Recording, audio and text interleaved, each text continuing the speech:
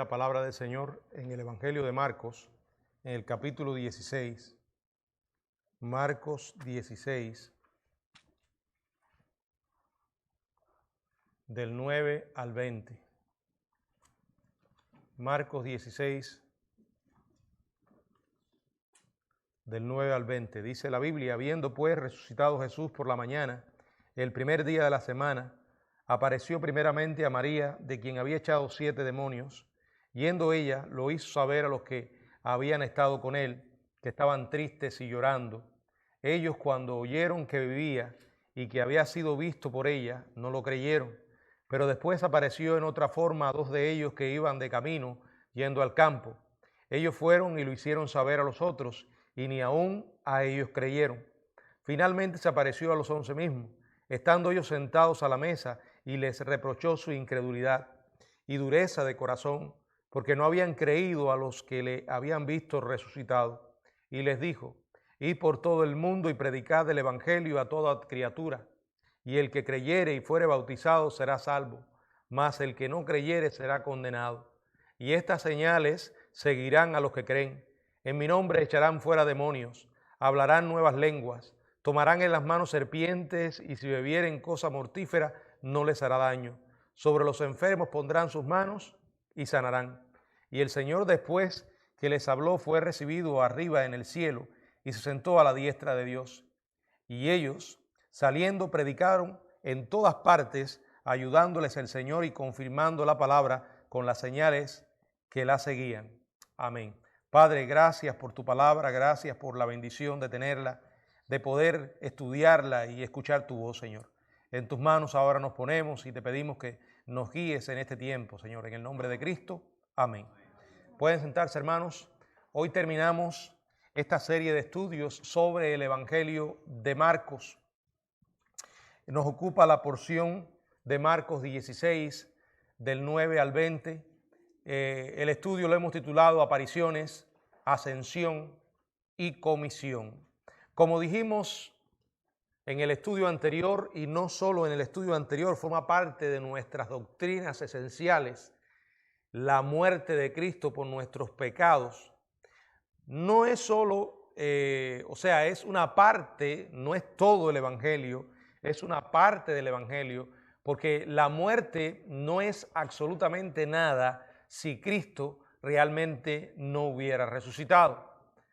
La resurrección no es tan solo un componente del Evangelio, yo diría que es el acontecimiento principal. Es el glorioso elemento central de la redención divina. Es la piedra angular de la promesa del Evangelio. Es la garantía de la vida eterna para aquellos que creemos. Es el punto culminante de la obra expiatoria de Cristo a favor de los que creen. La muerte, como dije, es central.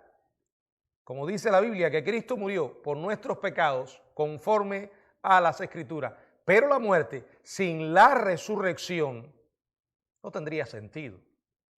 No pasaría de ser la muerte de un mártir, alguien que ofrecería su vida por otras personas, pero no sería nada más. O sea, la muerte sin la resurrección no tendría sentido. No habría esperanza de perdón de pecados. Pablo le dijo a los Corintios en la primera carta, en el capítulo 15, hablando del tema de la resurrección: si Cristo no resucitó, vana es nuestra predicación, vana es también nuestra fe. Y si Cristo no resucitó, dice el verso 17, vuestra fe es vana, aún estáis en vuestros pecados. Lo que nos está diciendo estos dos versos es que sin la resurrección nosotros no tendríamos un mensaje de esperanza que entregar de parte de Dios a un mundo perdido. Sin la resurrección no habría perdón de pecados que anunciarle a aquellos que viven lejos y perdidos. Si usted va a lo que es la definición del Evangelio, está su muerte, su sepultura y su gloriosa resurrección. Los 4 evangelios contienen relatos de la resurrección. Es una combinación para informar de una manera importante las características que rodearon a este glorioso suceso. Y aunque cada autor revela elementos únicos, un hecho que contradice la idea que algunos han tratado de presentar dentro de los críticos modernos, y es decir, que los escritores de los evangelios lo que hicieron fue copiar de una fuente común. Contrario a eso, ellos armonizan perfectamente, a pesar de que en cada uno vemos rasgos peculiares en su manera de escribir y de relatar distintos aspectos de lo que sucedió. Ambos armonizan, componiendo la verdad de un autor común, Dios.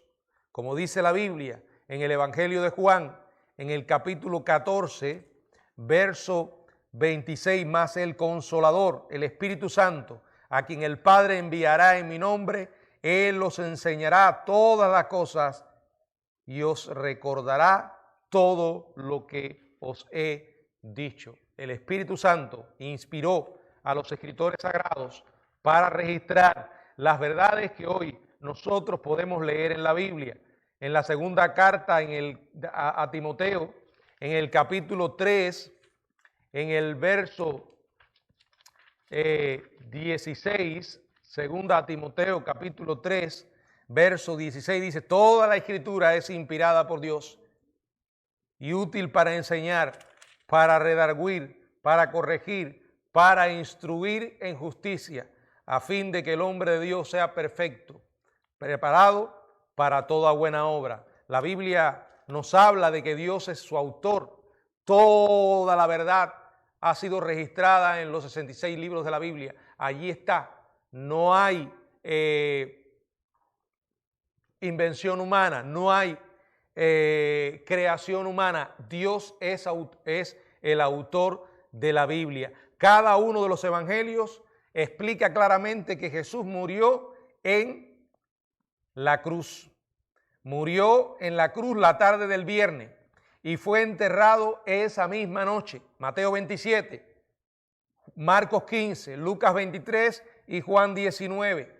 Todos contienen estas verdades.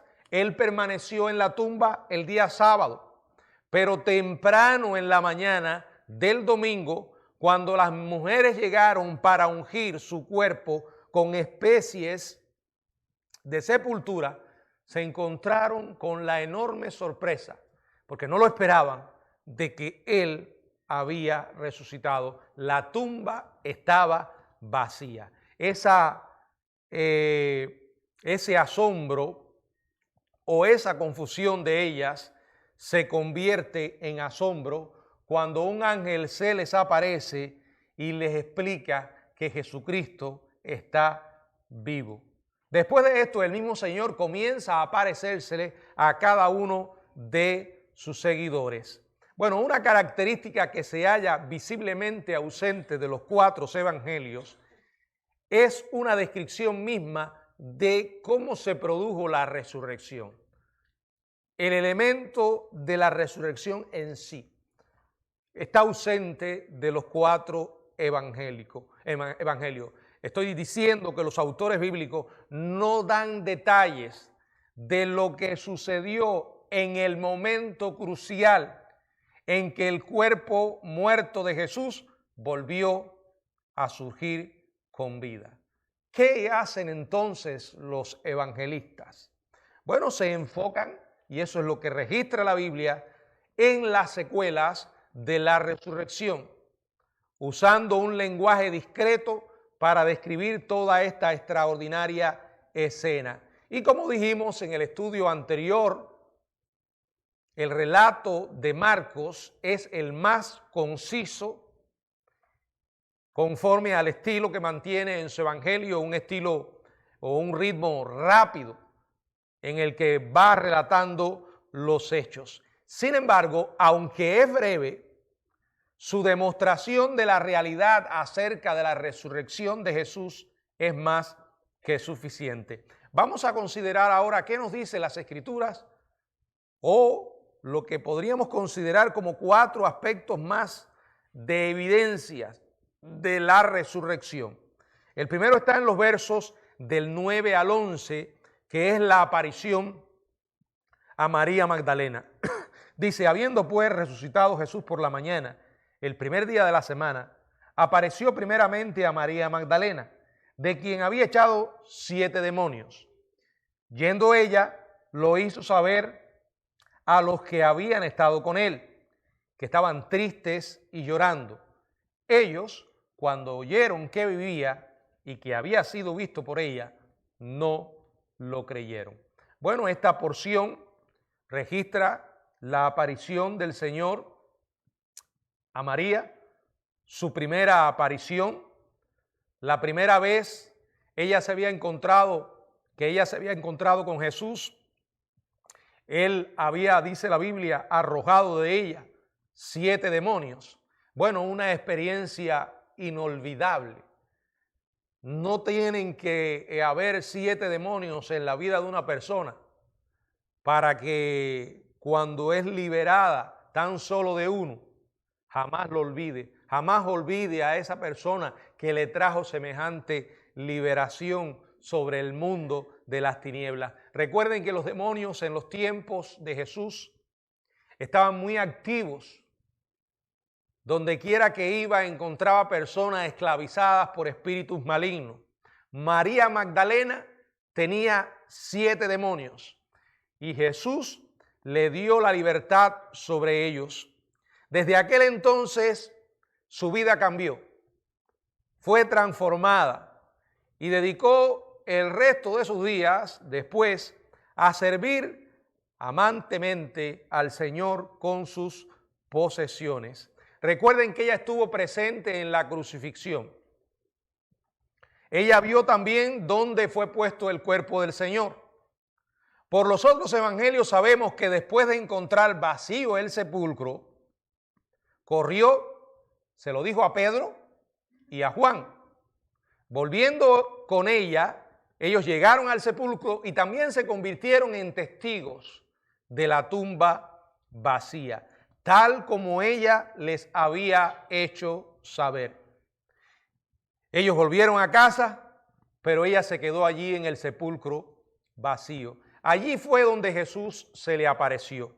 Luego dice el verso 10 y verso 11 que yendo ella lo hizo saber a los que habían estado con él, que estaban tristes y llorando. Ellos, cuando oyeron que vivía y que había sido visto por ella, no lo creyeron. ¿Qué hizo María Magdalena? Al enterarse de la noticia, una vez más vuelve a la ciudad con un propósito en su mente y en su corazón.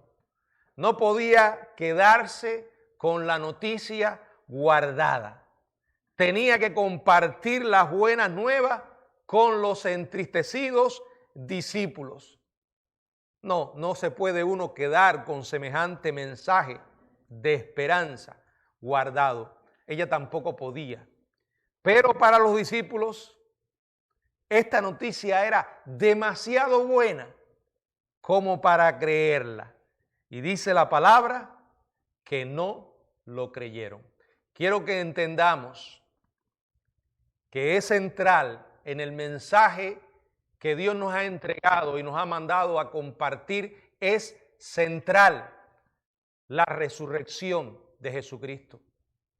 Es central la esperanza que brinda el saber que nuestro Dios está vivo. Y porque Él está vivo, tenemos una buena noticia que dar. Y porque Él está vivo, hemos experimentado esa buena noticia en nuestras propias vidas al creer el Evangelio. Si usted no cree que Dios resucitó a Jesucristo y que Él vive, créame, hermano, no, entonces nada tiene sentido. Lo segundo es la aparición a 2 de los discípulos. En el verso 12 y 13 dice, pero después apareció en otra forma a 2 de ellos que iban de camino yendo al campo. Ellos fueron y lo hicieron saber a los otros, y ni aún a ellos creyeron.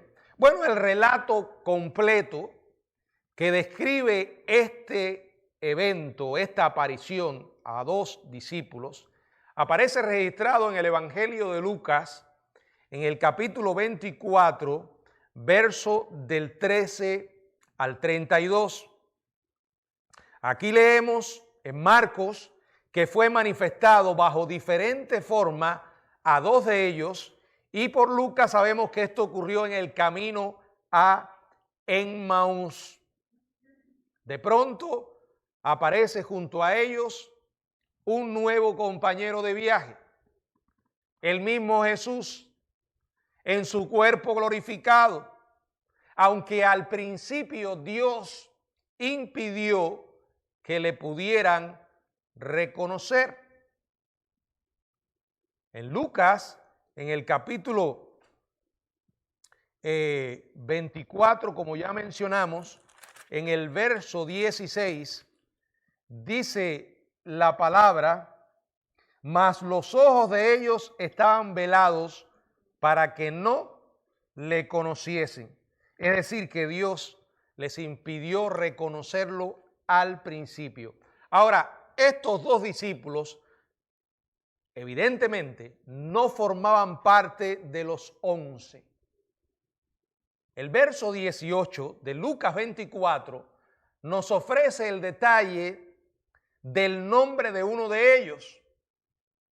Y ese nombre no aparece en la lista de los discípulos del Señor, de los 12. Se llamaba Cleofas. Ahora, es realmente muy triste lo que les pasó a estos hombres al principio, ¿verdad?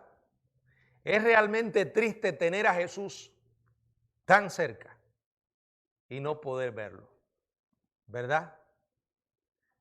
A veces nos puede ocurrir lo mismo, ¿no?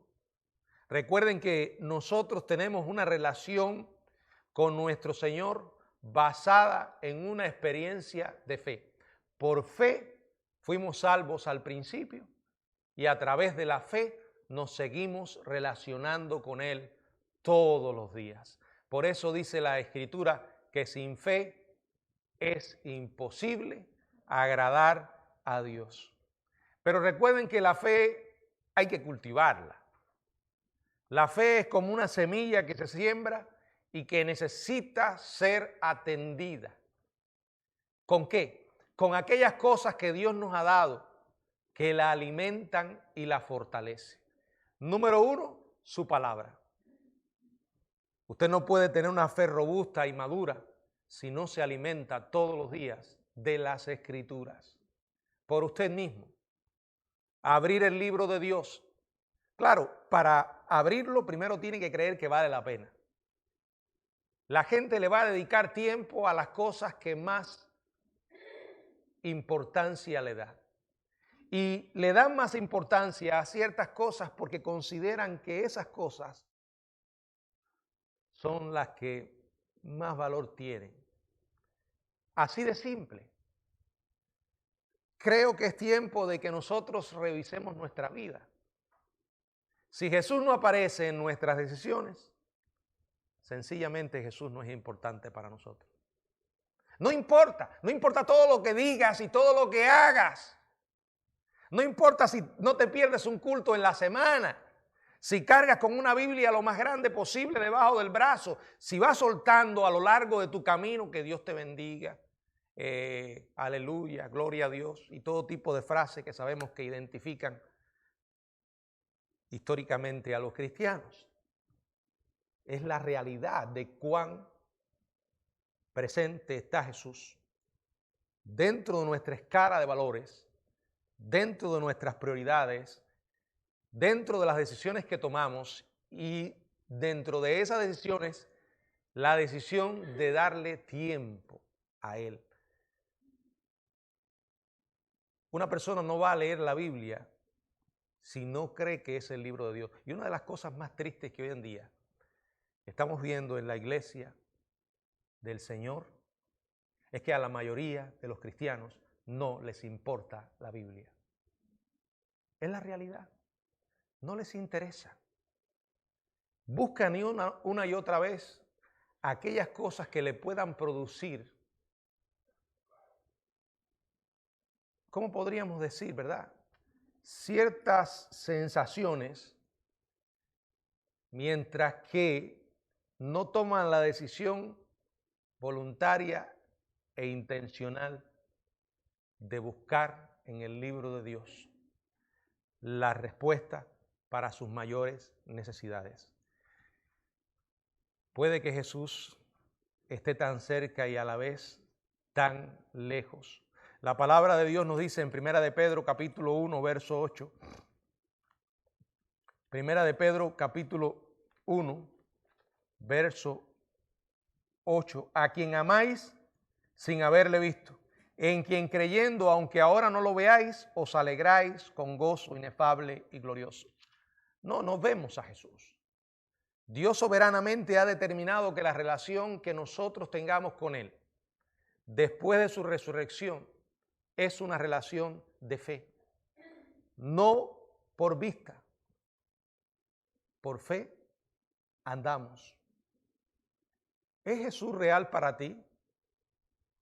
Él está muy cerca de cada uno de nosotros. Es más, mejor aún, Él ha prometido no dejarnos jamás.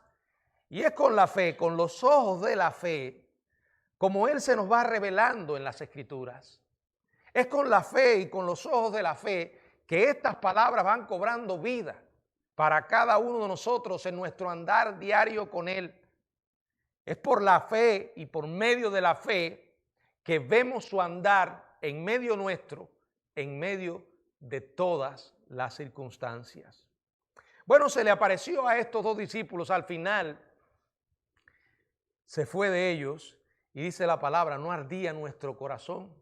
Ellos dijeron, mientras nos declaraba las Escrituras, la palabra de Dios hacía que sus corazones ardieran.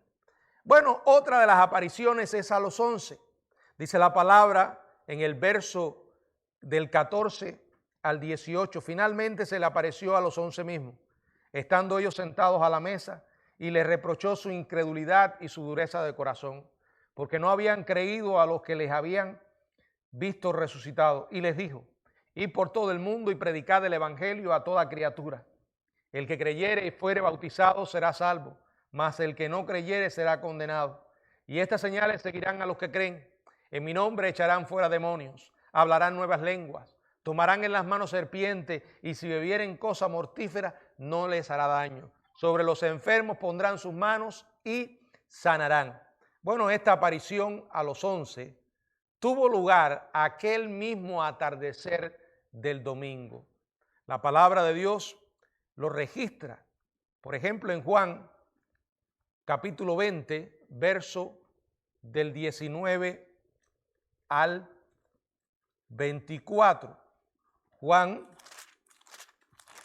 capítulo 20, del 19 al 24. Cuando llegó la noche de aquel mismo día, el primero de la semana, estando las puertas cerradas en el lugar donde los discípulos estaban reunidos por miedo de los judíos, vino Jesús y puesto en medio de ellos les dijo, paz a vosotros. Y cuando les hubo dicho esto, les mostró las manos y el costado, y los discípulos se regocijaron viendo al Señor. Entonces Jesús le dijo otra vez, paz a vosotros. Como me envió el Padre, así también yo os envío. Habiendo dicho esto, sopló y les dijo, recibid el Espíritu Santo. A quienes remitieren los pecados les son remitidos, y a quienes se los retuvieren les serán retenidos. Pero Tomás, uno de los 12, llamado Dídimo, no estaba con ellos cuando Jesús vino.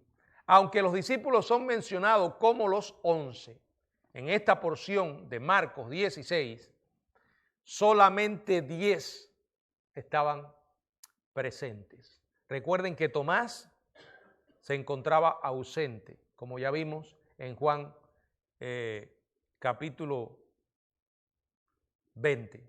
Y quiero regresar nuevamente a ese capítulo, porque quiero leer el verso 19. Nuevamente dice, cuando llegó la noche de aquel mismo día, el primero de la semana, estando las puertas cerradas en el lugar donde los discípulos estaban reunidos por miedo de los judíos, vino Jesús y puesto en medio les dijo, paz a vosotros. Jesús se les aparece, pero recuerden que ellos estaban encerrados, llenos de temor.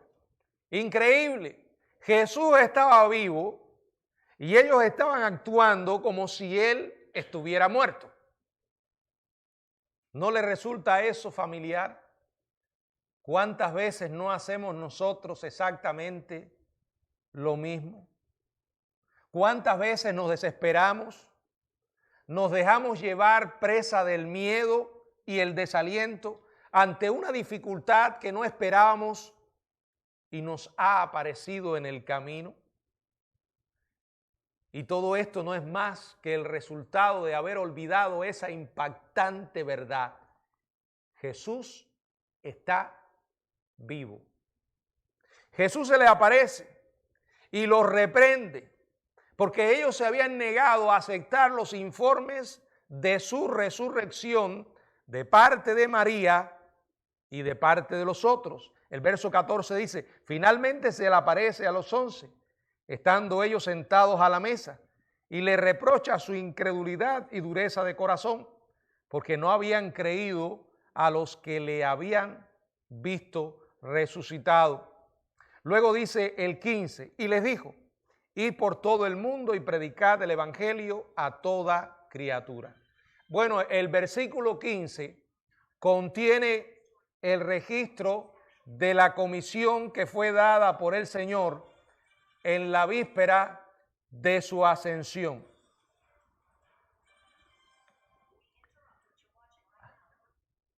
Hay así un intervalo entre el verso 14 y el verso 15. Por favor, no fue a ella la primera que le pasó. Ya hay varios que han estado sonando, así que por favor revisen sus celulares y apáguenlo. ¿Ok? Así que entre el verso 14 y el verso 15 hay un intervalo. Un intervalo. Los discípulos reciben el mandamiento de proclamar el evangelio a toda criatura, a todo el mundo. Ahora, aquí se nos explica la meta del Salvador. La meta del Salvador es el mundo. El Señor quiere que el evangelio entero llegue a todo el mundo. ¿Por qué? Porque Cristo murió por todo el mundo. O sea, no hay tal cosa de que Cristo murió solo por los elegidos, por los escogidos. Eso es un disparate. Eso atenta contra el mismísimo sacrificio de Cristo. Una expiación ilimitada, porque el mensaje es ilimitado. Ahora, ¿significa eso que todo el mundo se va a salvar? No, hay que creer. Marcos 16, el pasaje que nos enseña esta porción, enseña esto. ¿Con quién el Señor se proponía llevar adelante esta tarea? Con aquel grupo de hombres que literalmente lo abandonaron para seguirle. O sea, que le abandonaron en los momentos más difíciles. Pero ahora estaba llamándoles a dejarlo todo definitivamente después de conocer la gloriosa noticia de que Él estaba vivo para llevar el mensaje. Habrían dos resultados, los dos resultados que históricamente se han estado produciendo en cualquier lugar donde se predica el evangelio. Algunos creerían, serían bautizados y se salvarían. Algunos no creerían y serían condenados. Yo quiero que prestemos especial atención ahora al verso 16, porque este versículo ha sido usado por algunos para enseñar la necesidad del bautismo de agua para salvación. Dentro de los grupos que enseñan esto está una iglesia llamada la Iglesia de Cristo. Y es curioso, ellos se llaman la Iglesia de Cristo, como implicando que las demás no son de Cristo. Esos nombres tan peculiares, la Biblia abierta. los demás la tienen cerrada. Y ahí podría seguir mencionando más nombres que le ponen a las iglesias, pero no porque sea una iglesia de Cristo o llamarse iglesia de Cristo están bien, porque eso es un disparate. Es una herejía creer que el bautismo es esencial para la salvación. ¿Qué dice realmente el verso 16? Bueno, es cierto que al principio dice, el que creyere y fuere bautizado será salvo. Pero si lo dejas ahí y mutilas el verso, bueno, puede que enseñe eso. Por eso un texto sin contexto es puro pretexto. Por eso los testigos de Jehová cargan con una Biblia enseñando herejías. Los mormones a veces usan la Biblia para enseñar disparates. Y podría seguir mencionándoles otras sectas. Pero eso no es lo que dice el verso. No es solo lo que dice. Miren después del punto y coma. Mas el que no creyere será condenado. El énfasis en ese versículo no está en el bautismo. No está ni tan siquiera en creer y bautizarse. El énfasis de ese verso está en el creer. El que cree es salvo y el que no cree, si fuera el bautismo necesario para la salvación, la segunda parte del verso correctamente debía decir, más el que no creyere y no fuere bautizado, será condenado. Voy a ponerle algunos ejemplos del por qué no puede enseñar eso. Si un texto de la Biblia parece indicar algo que contradice lo que dicen otra gran cantidad de textos, ese texto no puede significar eso. Por ejemplo, el salteador en la cruz no estaba bautizado. Y Jesús le dijo, hoy estarás conmigo en el paraíso. Este hombre no pudo descender de la cruz, no se pudo bautizar y fue salvo. Los gentiles en Cesarea fueron bautizados después que fueron salvos. Allí en Hechos capítulo 10 contienen esta enseñanza en los versos del 44 al 48. No lo voy a leer, lo puede anotar y después revíselo. El mismo Jesús no bautizaba. En Juan capítulo 4, verso 1 y 2,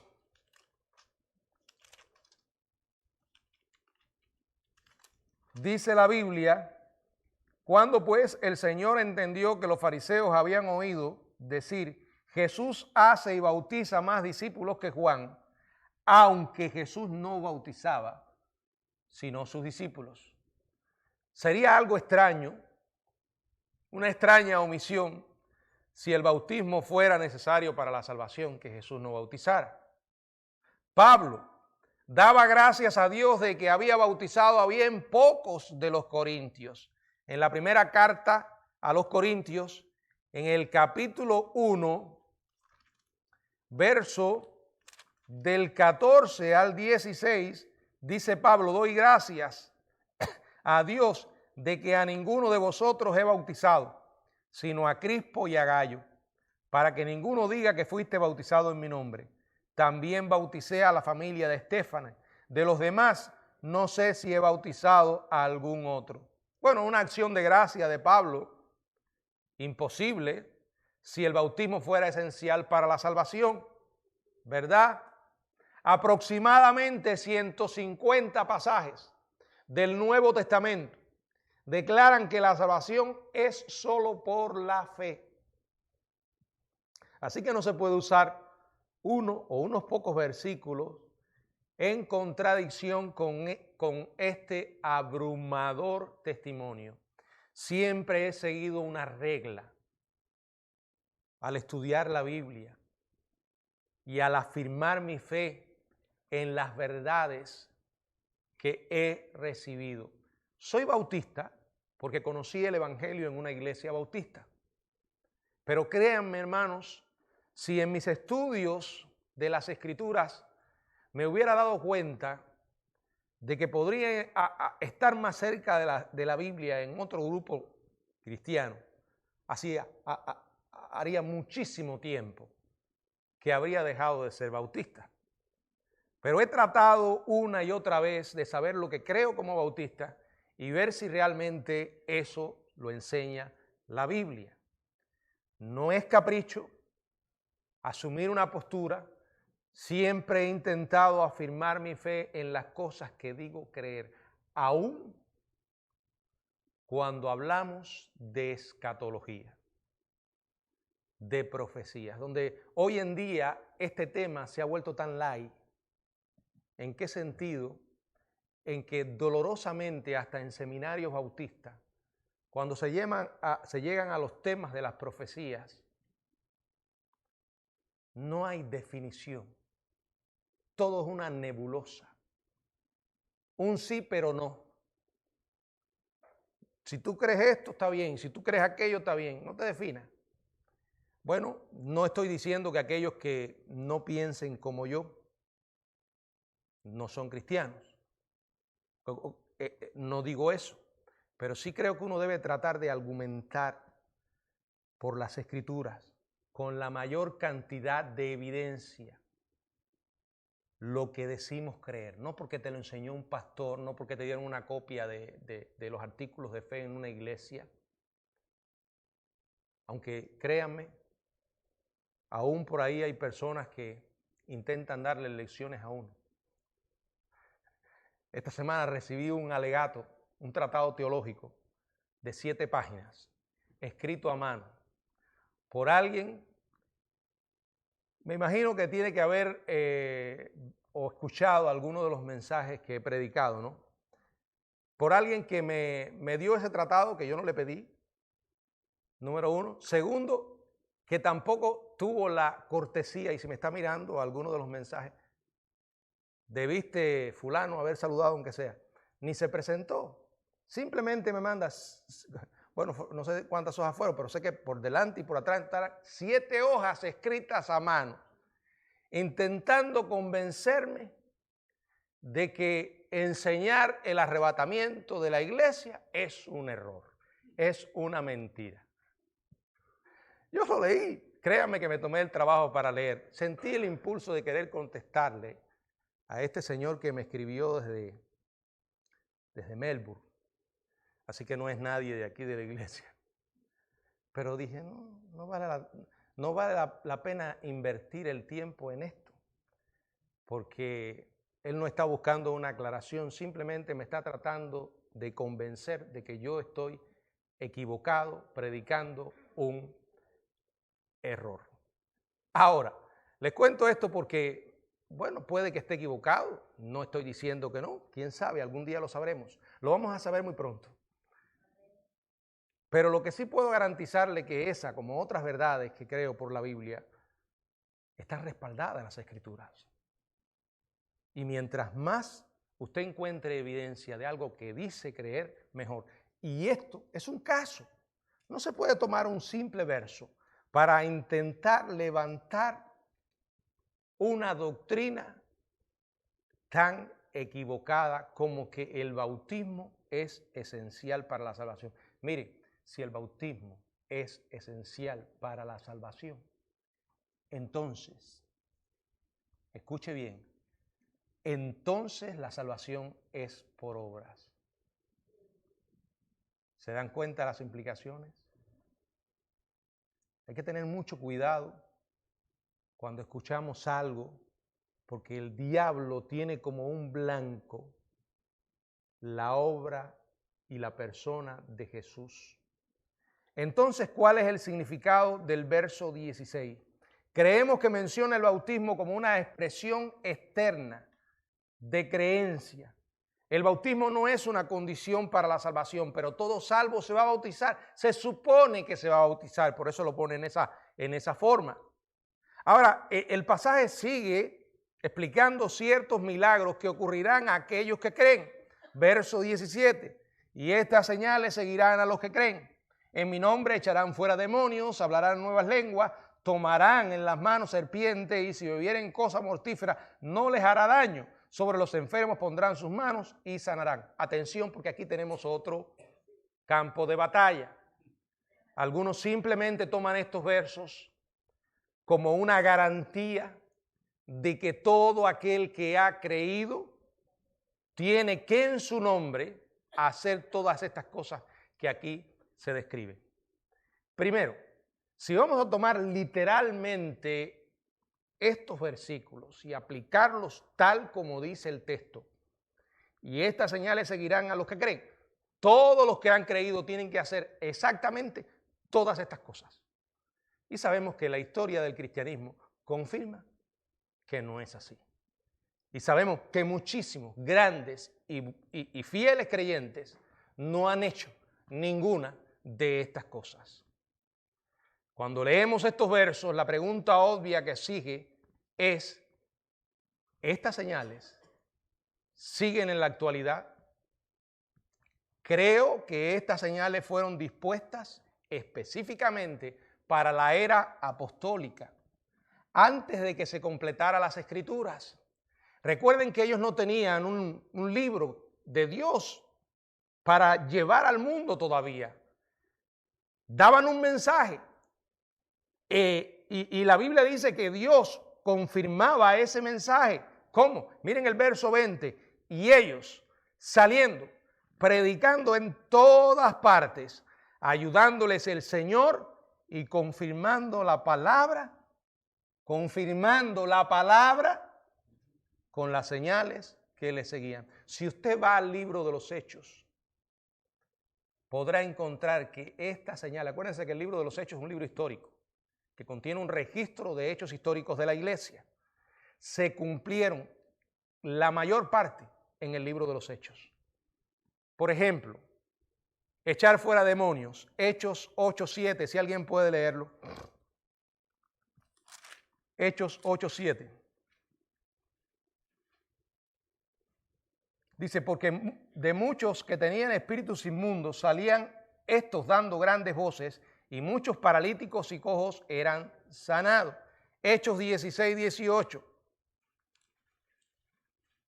Y esto lo hacía por muchos días, mas desagradando a Pablo, este se volvió y le dijo al espíritu, te mando en el nombre del Señor Jesucristo que salgas de ella. Y salió en aquella misma hora. También Hechos capítulo 19, en los versos del 11 al 16, habla el caso de los milagros y de cómo unos exorcistas ambulantes intentaron aplicar lo mismo y fallaron. O sea, echar fuera demonios, dice, y estas señales seguirán a los que creen.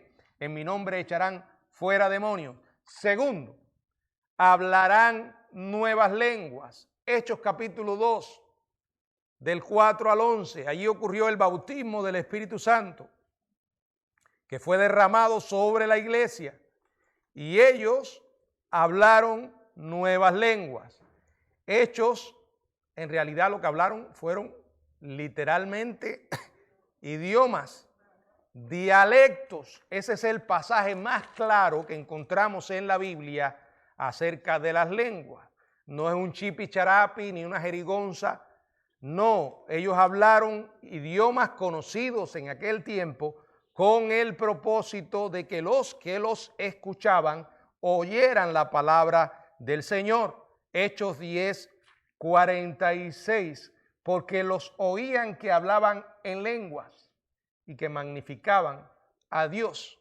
Hechos 19:6.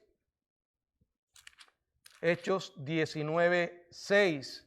Y habiéndoles impuesto Pablo las manos, vino sobre ellos el Espíritu Santo y hablaban en lenguas y profetizaban. Echaron fuera demonios, hablarán nuevas lenguas, tomarán serpientes. Hechos 28:15. 5. Bueno, ustedes se acuerdan de este caso, ¿cuál es? El caso de Pablo cuando una serpiente lo mordió, que por cierto, él no agarró intencionalmente a la serpiente. Que por cierto, esta interpretación retorcida del pasaje ha llevado a algunos al extremo del ridículo. Yo no sé si ustedes han oído históricamente noticias de gente que se han metido hasta en cueva de leones, han saltado en un zoológico, porque voy a ser como Daniel. Aquí en los Estados Unidos hay un pastor que solía, yo no sé si todavía sigue con esa locura, de tomar serpientes y agarrarlas con las manos, todo tipo de payasada, ¿verdad? Beber veneno mortífero, esto no aparece en el libro de los Hechos. Beber veneno mortífero sin efectos dañinos, y no lo registra Hechos, pero Eusebio, un historiador de la iglesia, lo atribuye a Juan y a Bernabé, que a ellos le sucedió. Impondrán las manos sobre los enfermos y sanarán.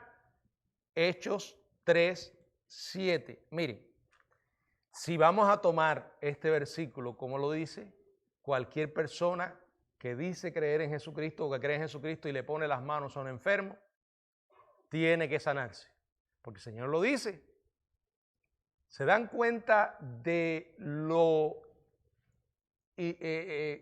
cómo podríamos decir, de lo imposible de aplicar de esa manera el versículo? Porque entonces estaríamos anulando otras partes de las Escrituras que enseñan con toda claridad que no siempre es la voluntad de Dios sanar, por razones que no conocemos. Hechos 3:7, y tomándole por la mano derecha le levantó, y al momento se le afirmaron los pies y los tobillos. Hechos 19:11, encontramos también lo que dice la Escritura, y hacía Dios milagros extraordinarios por la mano de Pablo. Hechos 28, 8 y 9. También lo leemos, ¿verdad? Como la Biblia en el libro de los Hechos nos va confirmando cómo estas señales se cumplieron durante la era apostólica, durante los días de la iglesia en el libro de los Hechos. Hechos capítulo 28, verso 8 y verso 9. Y aconteció que el padre de Publio estaba en cama, enfermo de fiebre y de desintería. Y entró Pablo a verle, y después de haber orado, le impuso las manos y le sanó. Hecho esto, también los otros en la isla tenían enfermedades, venían y eran sanados.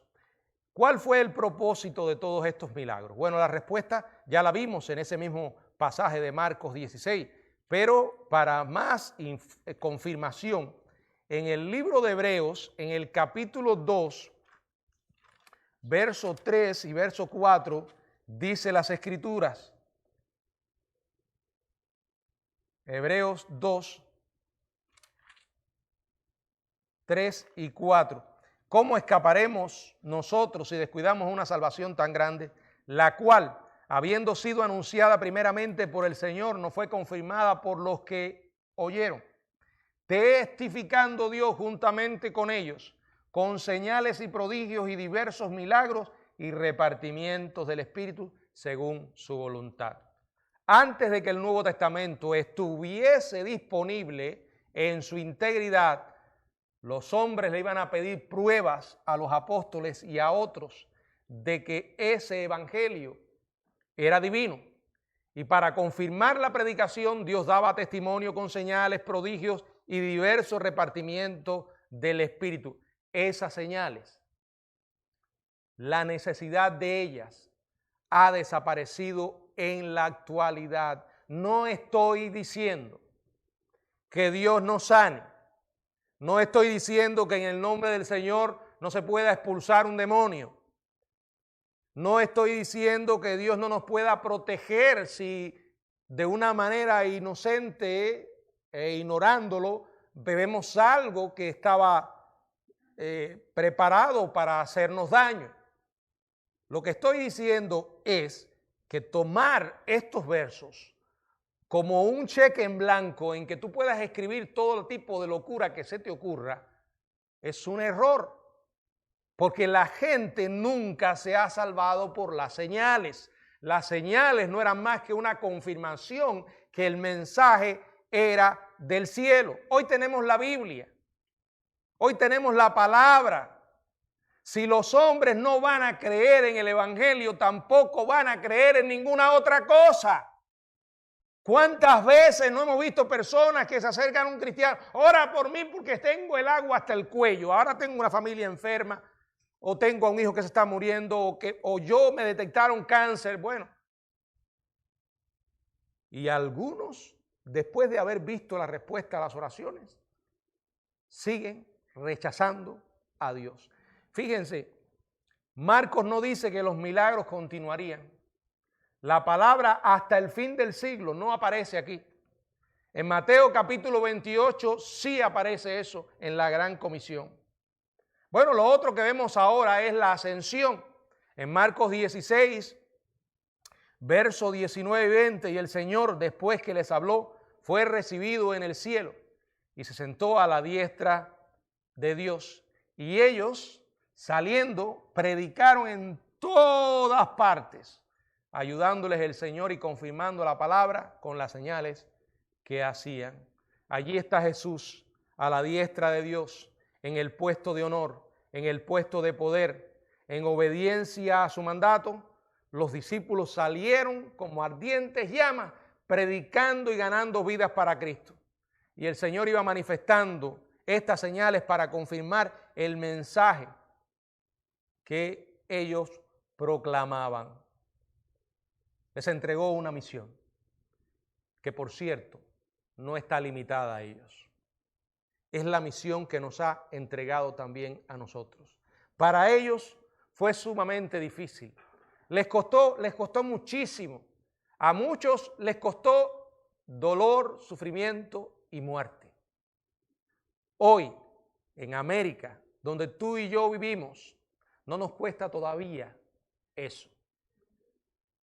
Pero debemos ser fieles. Ahora y mañana. Hoy cuando las cosas no sean tan difíciles y mañana cuando se pongan mucho más difíciles. Nuestra tarea es alcanzar o llevar el evangelio a cada persona. Recuerden que la población mundial crece de manera vertiginosa. Por eso hoy nos está dando el Señor oportunidades como nunca antes en la historia, de poder usar elementos de la tecnología para alcanzar con una rapidez increíble a una vida por muy lejos que esté. El mensaje es el mismo. Los métodos pueden cambiar. Las personas siguen siendo pecadores y con grandes necesidades espirituales. Pero hoy los tiempos también son muy peligrosos, porque estos son tiempos de anarquía espiritual. En cada esquina una iglesia. En cada rincón un pastor, un profeta, un apóstol. Y aún más, peligrosas cosmovisiones envenenan a los hombres. Y principalmente es atacada la persona de Jesucristo. El Cristo bíblico. Y lo que realmente significa a la luz de la Biblia su sacrificio. Está la gran mentira de que no hay verdad moral o espiritual absoluta. Que la fe es algo muy personal. ¿No han oído eso?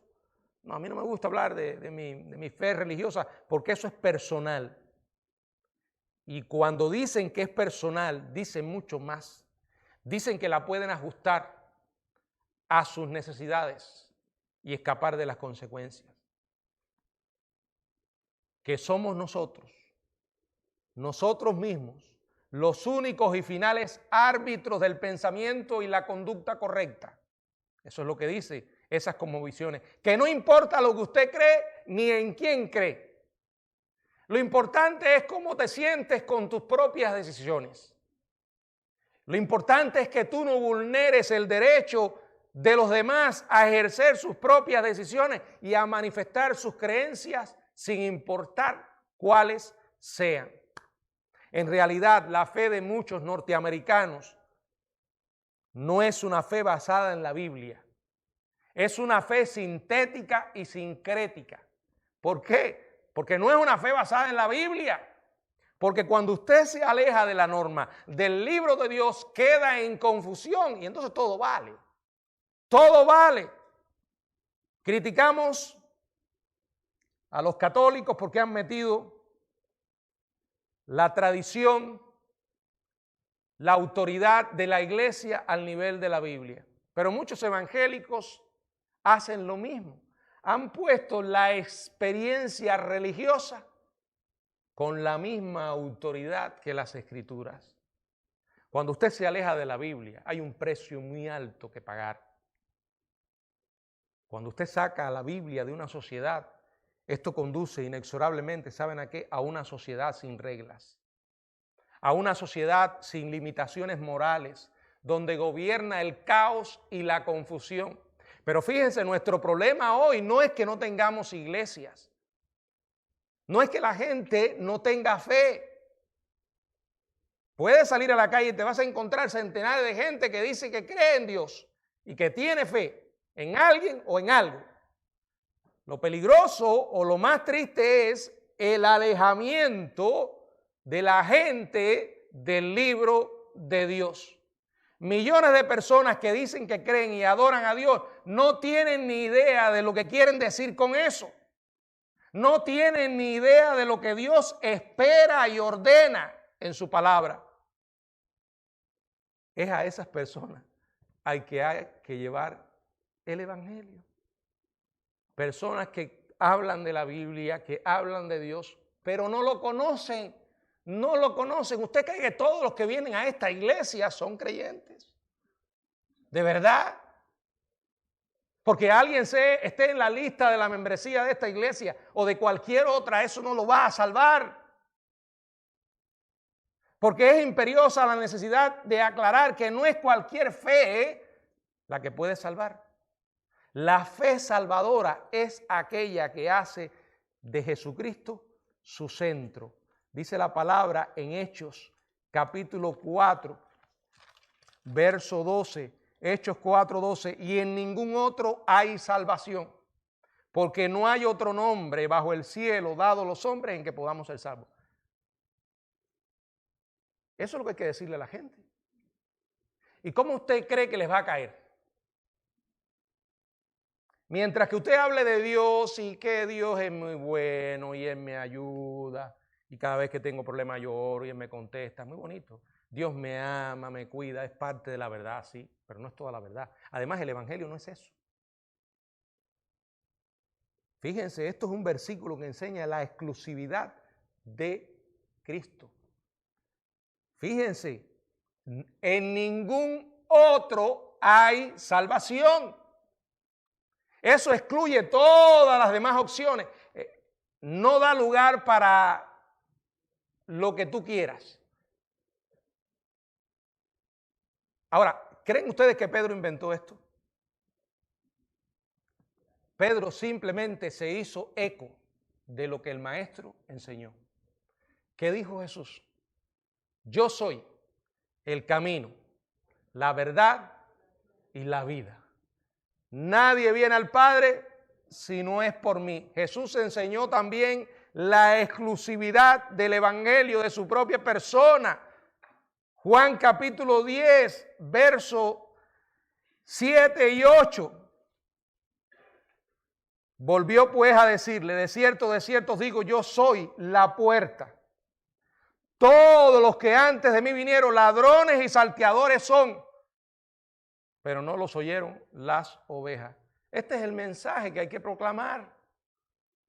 Y no te puedes blandenguear como se dice. Tienes que proclamarlo con amor, con pasión, pero decirles la verdad. Es Jesús, no hay otro.